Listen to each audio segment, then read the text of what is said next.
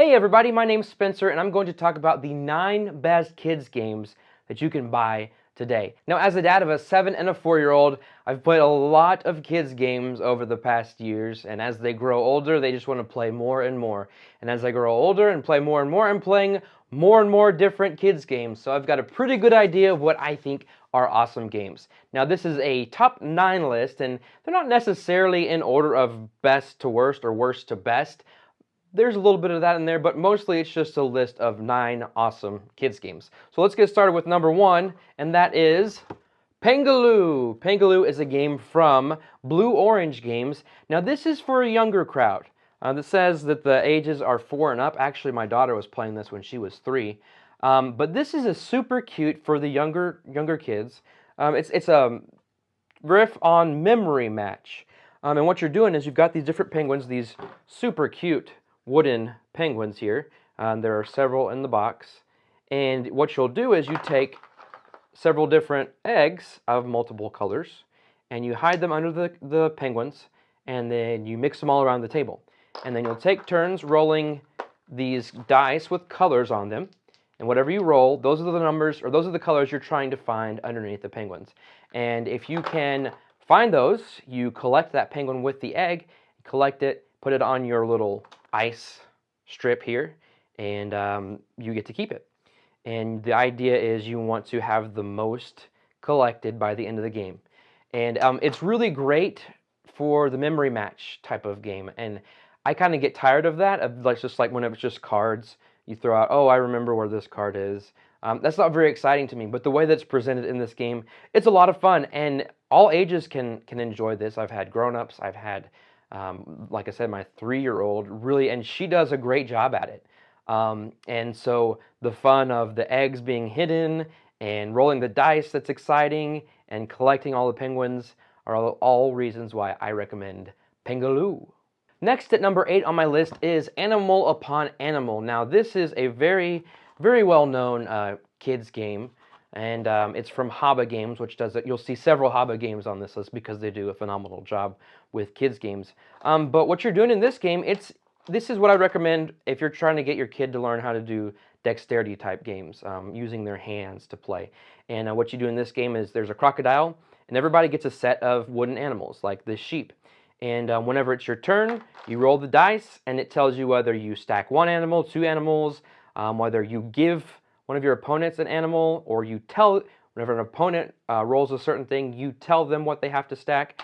And so the idea is you're just stacking animals on top of this crocodile whenever it's your turn. And if you cause some to fall over, you have to take them back to you. The idea is you're trying to get all of yours stacked first before your opponent does. But like I said, if you knock some over, they have to go back in your collection, and you're further behind everybody else. So lots of fun stacking, being real careful of not to knock everything over. Sometimes you can set your opponent up in the bad way to make it really impossible for them to stack on top of whatever you've put out there.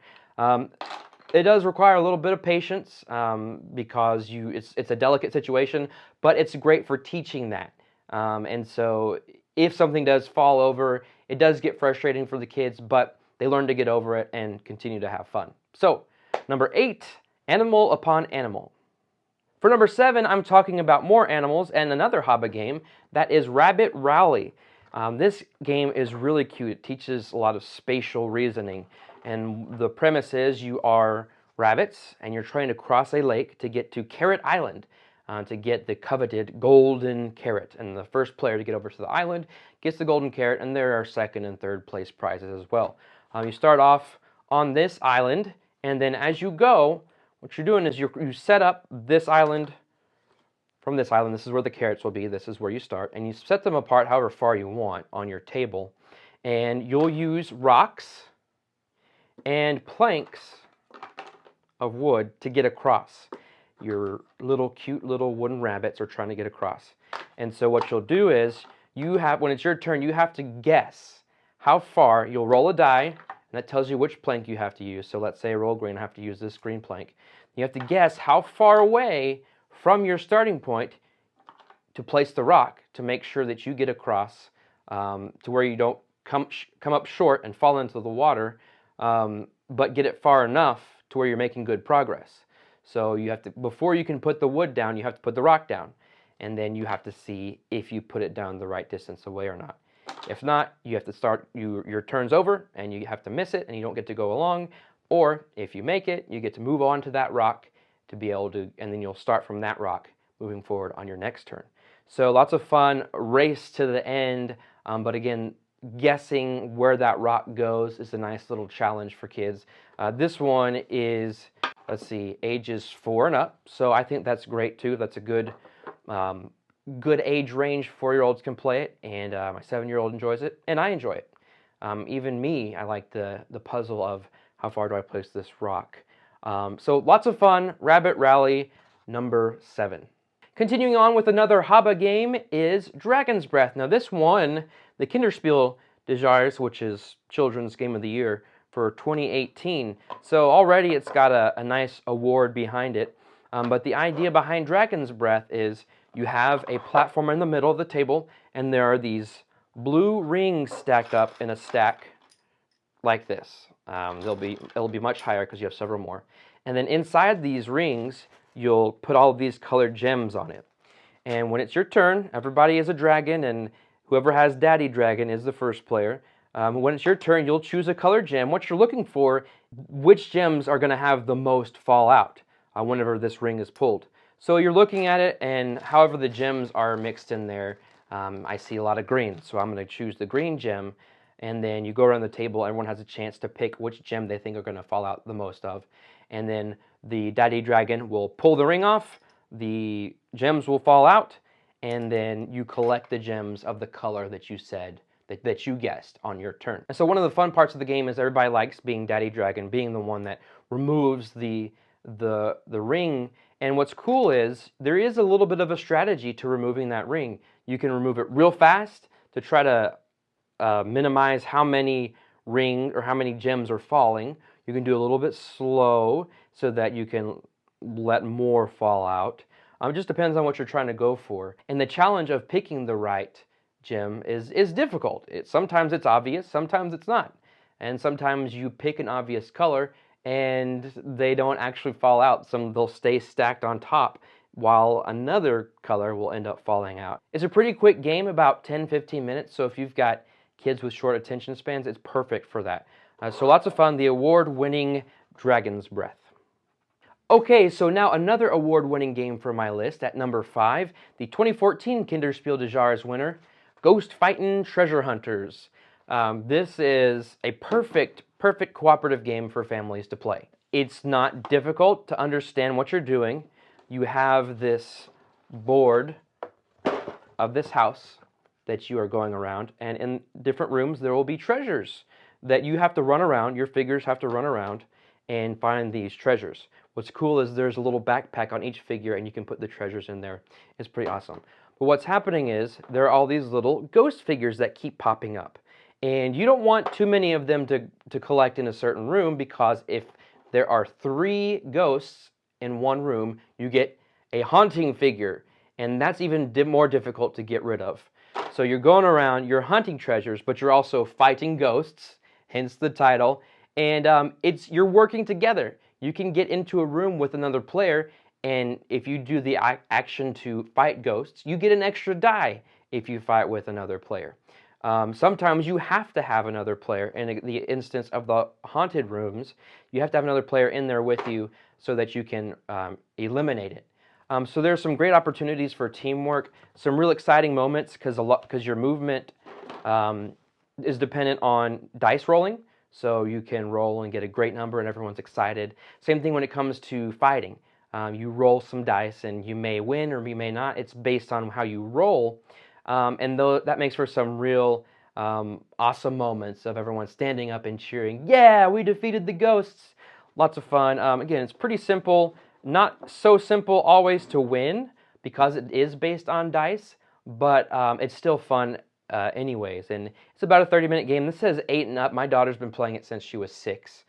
So it just depends on how your kids are. But I really like it, and that's why it's number 5. Number 4 on my list is actually the newest game to me, and it's a multiple award winner too, and it is Zombie Kids Evolution. Now this is, to my knowledge, the first legacy game for kids. And if you're unfamiliar what that means, it's as you play through a campaign game, things will happen that make permanent changes to the game. So you play one game to another, and if you unlock something, maybe you open an envelope and you get permanent changes to the game so that as you play your next game, things are different. And so that's what Zombie Kids Evolution is. I'm not going to show really a whole lot from the game. Actually, I'm not going to show anything because I don't want to spoil anything for the game. But it's great, first of all, a great introduction to legacy games for kids to. There are envelopes that you open as you get to certain points in the game, and it's so much fun for the kids to open the envelopes and get excited. Oh, what's inside this secret envelope? What are we going to unlock next? That excitement is great, but this is also another great cooperative game to work together as a family. And it plays 2 to 4 players. Again, it's another quick one that you can play a game in 15 minutes, knock it out. And there are lots of games that you have to play through in this mission. I think we got in 35 as we played through our entire campaign.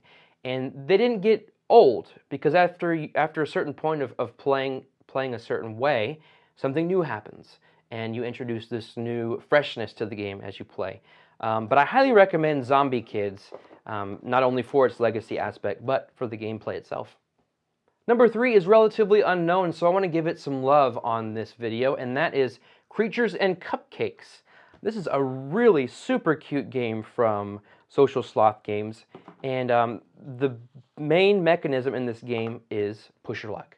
So it teaches the kids the element of, I'm going to keep going until I bust, or I'm going to stop and save the progress that I've made. It's very, very colorful. It takes place on this very colorful board here. And each player controls a little animal, kind of a fantasy creature. And there are all these wooden pieces that you'll use. And what you do is, on your turn, you're trying to feed your creatures. And on your turn, one at a time, you draw into this bag and pull out these teeny tiny cupcakes. And as you draw, each color is going to move your animal along a track of that same color. And as you draw, you'll draw, keep going until you stop, or until you bust. The way you bust is if you draw 2 cupcakes of the same color in a row, your creatures have gotten full, they don't feel good, so you have to stop, and every cupcake you've drawn up to that point goes back in the bag and doesn't do anything for you. So that's why you have to weigh whether or not to keep drawing, and that's an interesting thing to watch kids learn how to do. First of all, my daughter, when she understood the concept, my oldest, she wouldn't go very far. She'd draw 2, maybe 3, and then stop.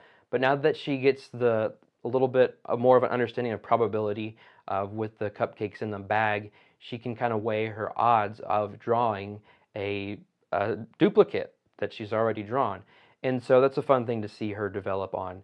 Other than that, it's a nice competitive game. It's probably one of the longer games on this list, so be prepared for that. But this is one that I think maybe is best for 7 or 8-year-olds and older. We play with my 4-year-old, but we have to help her a lot.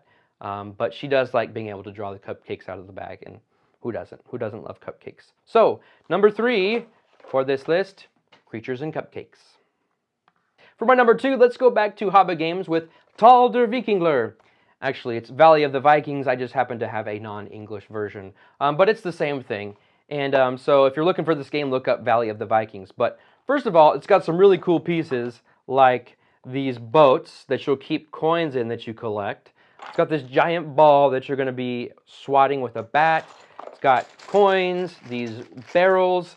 And the idea behind the game is you are bowling, essentially, with that ball and the bat, and there's a board, and in the middle of the board you stack up 4 barrels, each of the color of the players, each of the player colors. And when it's your turn, you whack the ball to make it knock over the barrels. Now you can be strategic about which barrels you're trying to knock over. So what happens on a separate part of the board, there's this track that has the character pictures on them. And as the characters move along these tracks, well, what will happen is one might fall off the end into the water. And when that happens, everybody that's on a space with a certain reward will get that reward. And it's usually some kind of coin, amount of coins. And so you want to position yourself in a way that when you knock over those barrels, maybe your opponents are moving along and they fall off, so that you have only moved up a little bit to get the reward that you want. It has a lot of funny moments whenever someone's trying to knock over the certain barrels, but they knock over the ones they didn't mean to, or they miss completely. There are a lot of funny moments in Valley of the Vikings, and it's 6 to 99 ages, and I think that's about right. Probably could go to 5. But it's a lot of fun. It was also a nominee for Kinderspiel des Jahres in 2019. So, definitely recommend Tal der Vikingler, Valley of the Vikings. Finally, for my number 1 game, now this is going to be for the older crowd. I would say 8 and up, probably. Depends on how advanced your kid is and the type of subject matter that you want them to be exposed to. But I love, and my family agrees, Stuffed Fables from Plaid Hat Games. This is a storybook game, meaning that in this book you have story and you also have the map that you're playing on. With various points of interest you go to, monsters or enemies will show up, you'll fight them, and it's an adventure. You go through, and the way that they set it up in the game is if you go to a point of interest, you come over here to this side and read what's happening. And so it's not just, oh, I'm moving on the board and doing stuff. There's actually story that goes with it. And that's the main reason why I like it, the story that's written in here.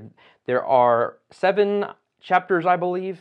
I may be wrong on that, but each one is about a different thing in a kid's life, different milestones, like going to kindergarten or getting a big girl bed. And so what you're trying to do is you play as these adorable stuffed animals called Stuffies, and your job as the little girl is asleep is to protect her from different threats. And so sometimes that's these creepy crawlies is what they're called, or these mongrels. And there's this world underneath her bed, it's a world under the bed, that they go in and have to protect her by doing certain things. And so playing as one of those stuffed animals is really cute, and doing the different adventures is a blast, especially as the objectives change. There's some real heart in the game and what's written. All the story elements that are written were very well done by the writers. And the gameplay mechanisms, there's a lot of dice drawing and rolling and lots of different actions you can do. For all of those elements, every time we play this game, Stuffed Fables, my family has a great time. So that's why it's my number 1, and hopefully that ends a very helpful, informative game list. So if you have any questions about any of the games you saw on this list, please feel free to comment below. I'll be happy to answer your questions. I want to know what your favorite kids games are. Post them in the comments below, and I will get back to you. Finally, if you like this video, please make sure you like it, and then subscribe to the Lighten Up Initiative so that you can be alerted to more videos like this one, or some of my comedy videos that I've been posting. Whatever the video is, you're gonna love it. Or else. I'm just kidding. Until next time, don't take the board game hobby too seriously, just lighten up.